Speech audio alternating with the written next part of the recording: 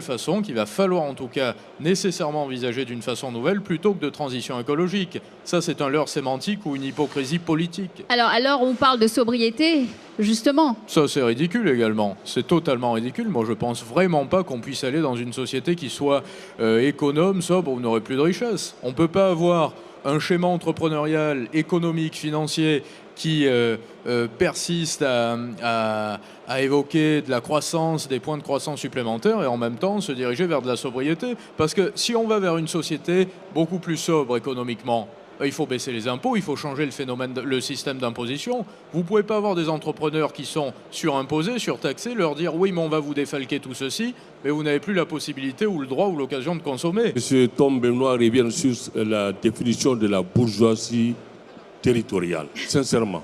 Une définition de la bourgeoisie territoriale. Vous avez essayé d'entamer, je n'ai pas bien compris. Alors la bourgeoisie territoriale, pour prendre un exemple, c'est le gros commerçant. C'est celui qui possède plusieurs commerces, plusieurs industries sur le plan territorial, mais qui est né dans un territoire, qui possède des biens à usage d'habitation sur ce territoire et qui vit sur un territoire. C'est-à-dire que c'est une bourgeoisie qui a une responsabilité par rapport à un territoire déterminé.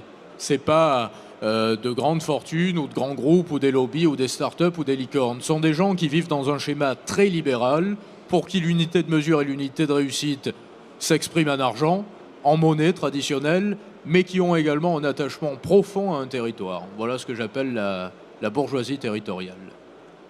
Et que feraient alors les politiques? Pardon ? Que ferait alors le politique par rapport à la cité? Mais c'est exactement pareil. On peut parler de politique, on parle de politiques locaux également.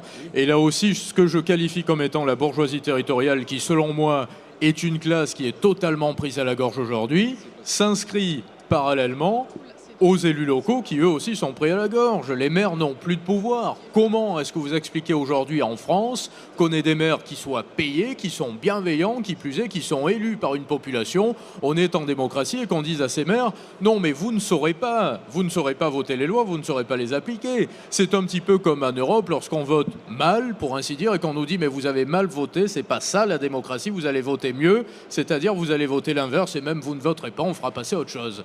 Non, ça c'est pas la démocratie. Et même, je vais vous dire, je suis très objectif à ce niveau-là, parce que je ne suis pas le premier à défendre la démocratie à tout train, parce que la démocratie peut avoir également des méfaits. Mais si on est en démocratie, à partir de là, il faut y être réellement. Et cette démocratie-là, cette démocratie locale, qui plus est, personnellement, elle me va très bien.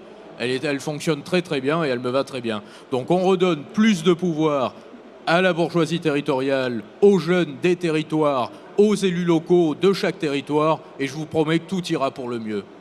Merci Tom.